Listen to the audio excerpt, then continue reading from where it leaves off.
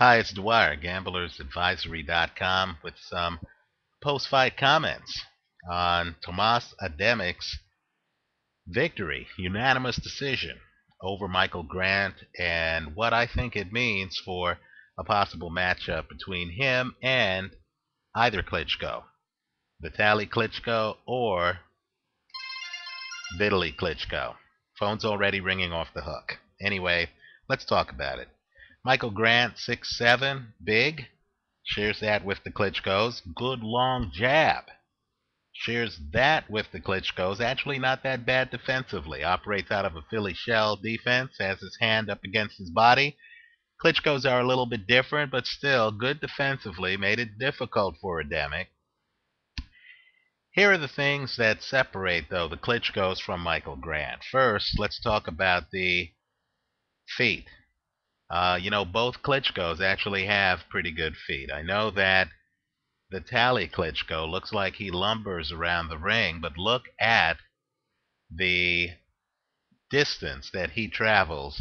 I think both Klitschkos have much better feet than Michael Grant. The activity level, the Klitschkos are busy fighters, right? They're not lackadaisical fighters. They're busy fighters. They're shooting a jab at you. Vladimir Klitschko is able to mix that in with left hooks and right crosses.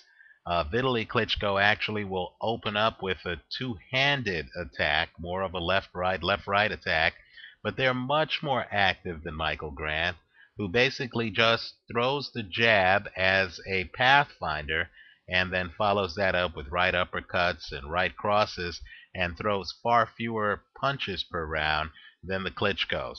Let me also point out, too, that in terms of chins, Lennox Lewis, Andrew Galata, Jameel McCline, Dominic Gwynn, they all dented the chin of Michael Grant, right? No one has succeeded in knocking down Vitaly Klitschko, at least not professionally. I agree that Vladimir Klitschko's chin is a little bit suspect. He's been down in a few fights, but let's just say that Michael Grant, chin-wise, isn't the fighter that Vitaly Klitschko is. Let me also point out, too, that Michael Grant didn't really throw a lot of left hooks against Tomasz Adamek. Understand that the left hook is an important part of Vladimir Klitschko's arsenal. I would encourage everyone here to take a look at Vladimir Klitschko against Ray Austin. That's a left hook fest.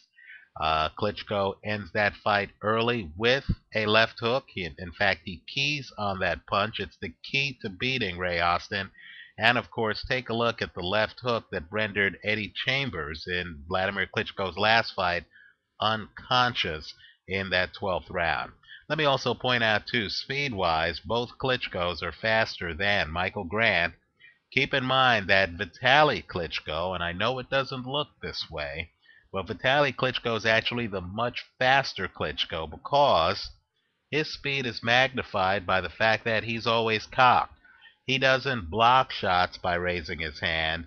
He blocks shots by leaning and just extending his hands. His strategy is to take the sting out of your punch by having the punch knock off his forearm.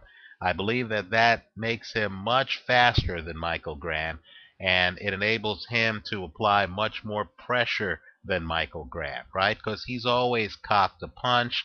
Michael Grant has to, literally reset himself before he throws bombs. Vitaly Klitschko is able to always be ready to throw bombs.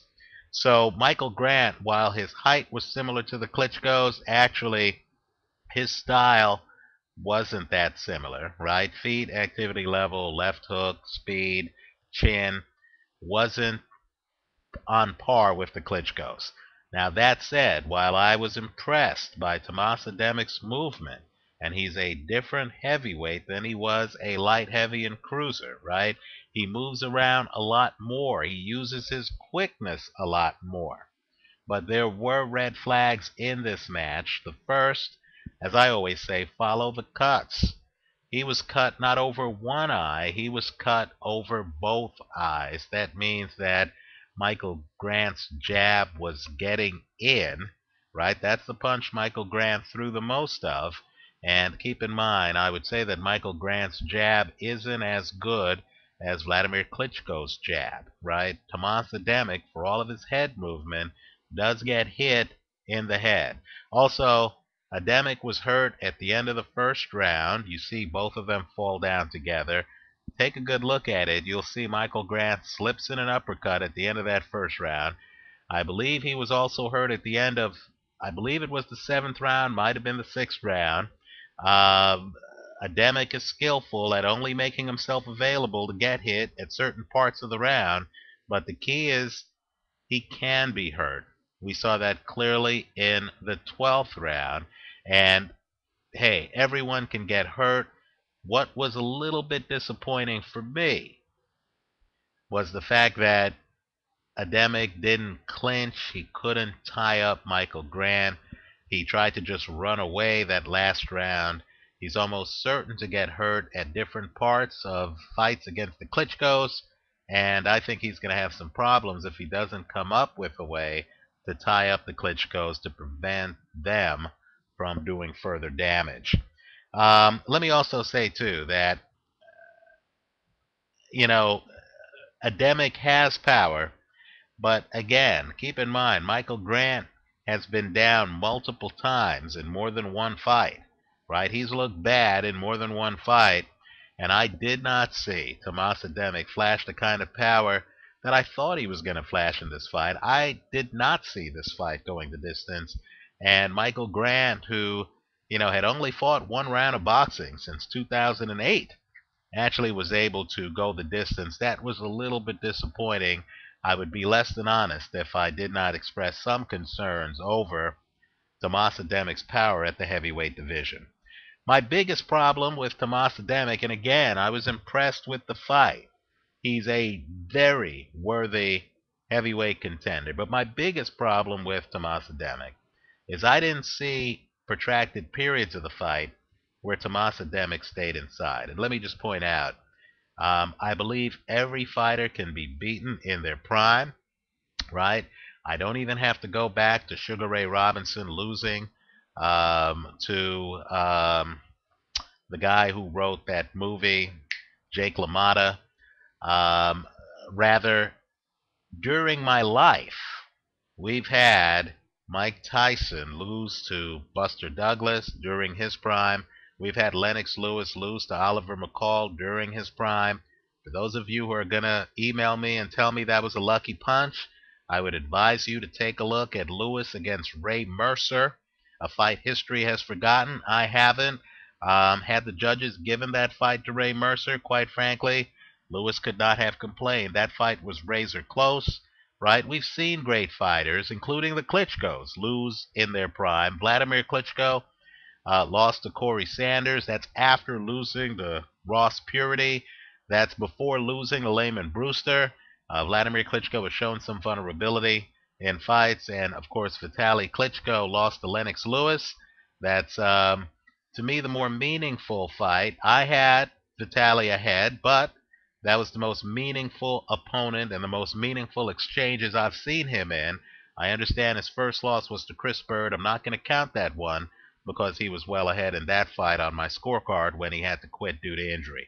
So let's just say that I believe that styles make fights. I don't believe in innate superiority. I believe the best we can talk about when we talk about fighting, the best fighters in history are a top 5 or a top 10. I don't think we can say this one guy was the best who could beat everyone. Now, that said, I'm not sure if you can beat the Klitschkos by fighting outside. The best effort I've seen outside on a Klitschko in a short period of time was Herbie Hyde against Vitaly Klitschko, the first round of a fight in which Herbie Hyde got stopped in the second round. Herbie Hyde uses really good movement. He's in and out on Vitaly Klitschko. He has Vitaly Klitschko baffled in that first round before Vitaly was able to catch him in the second. Now, that said, I believe that the blueprints on how to beat the Klitschkos, both of them, actually exist, but you have to go back in history. And I believe that the way to beat the Klitschkos is on the inside. Take a look at the Corey Sanders fight. He gets inside on Vladimir Klitschko, and Vladimir Klitschko is clueless. Doesn't know what to do, right? Going back in history, fights where guys have gotten inside against taller, dominant, tall fighters that I think who should be the blueprint for beating the Klitschkos include Joe Frazier against Ali, the first fight. Iron Mike Tyson, 1989, over Frank Bruno, their first fight. Jack Dempsey against Jim Jeffries. In fact, a fight involving Emanuel Stewart in the corner of the taller guy, 1980s, Marvelous Marvin Hagler taking apart Thomas Hearns. I believe to beat the Klitschkos, you can't jab your way in. You actually have to use head motion, right? Tyson, Dempsey, Joe Frazier type head motion. Dodge the jab, get inside, and then literally be right up on them, right? Because if you're outside, we know what happens. We saw what Vladimir Klitschko did to Ray Austin. We saw what he did to Eddie Chambers. We saw what he did to Hasim Rahman. The list is endless, right? The Klitschkos are made to fight with you about 2 feet away from them going back. Unfortunately, that's the fight Tomasz Adamek fought, in my opinion, against Michael Grant. Yes, he countered Grant. Yes, he offset Grant's reach difference. But the fight really came down to Grant throwing a jab and then Adamek jumping in and countering. Right? Occasionally, Adamek would hit him with the left hook. Grant seemed open for the left hook significantly. Even though Adamek landed several left hooks in the fight, he wasn't able to really phase Michael Grant. So that tells me that as much as I like Tomasz Adamek, I believe he probably loses to both Klitschkos. Certainly, I believe he loses to Vitaly Klitschko. I think it's a little bit more iffy with Vladimir Klitschko, but I would take both Klitschkos over him because I believe the way to fight the Klitschkos is to be able to get inside, stay inside. Take a look at the first round of Mike Tyson against Frank Bruno. Bruno had a pretty good jab. You're going to see what I'm talking about. You need to get underneath. You need to force the big guy to stretch a little bit. You need to nullify that jab. Take a look at Thomas Hearns, a guy with an excellent jab. And keep in mind, he was a disciple of Emanuel Stewart, right? Vladimir Klitschko's current trainer. You need to track the trainers in handicapping the fights. Take a look from the very first round against Marvelous Marvin Hagler. You're going to see that Hagler was able to neutralize Thomas Hearns' jab, literally forced him into a hook contest and then took him out. I'm not sure if Tomasz Adamek has that kind of power to get inside and take out a Klitschko. Vladimir Klitschko has a chin that's shaky. I'll agree with that. Vitaly Klitschko has a steel chin. Lennox Lewis couldn't dislodge that chin. I'm not sure if Tomasz Adamek could dislodge it. Let me throw out one other fight, and it's the rematch fight, right? Emanuel Stewart in the corner of Kermit Cintron, who has a great jab. People who follow El Perro, Alfredo Angulo, know that Kermit Cintron had a great jab. But in the rematch against Antonio Margarito, you're going to see that Margarito, and not the first fight, this was the rematch, Margarito picks up where that first fight ended, was able to pressure Kermit Cintron, who then wilted under the pressure. I believe that's what a heavyweight has to do to beat the Klitschkos. At 33 years old, I'm not sure if Tomasz Adamek has enough youth, enough quickness, enough speed, and I certainly didn't see in this Michael Grant fight the inside fighting, the fight that kind of Dempsey, Jack Tyson, Joe Frazier fight. Let me also point out, too, track the careers of those three. The fight style is so demanding that none of those three guys were able to stay at their peak that long, right? We know Tyson faded. We know Dempsey was embarrassed by Tunney. Quite frankly, he was losing to Jack Sharkey. And we know Joe Frazier was a shell of himself by the Thriller in Manila. Thanks for watching.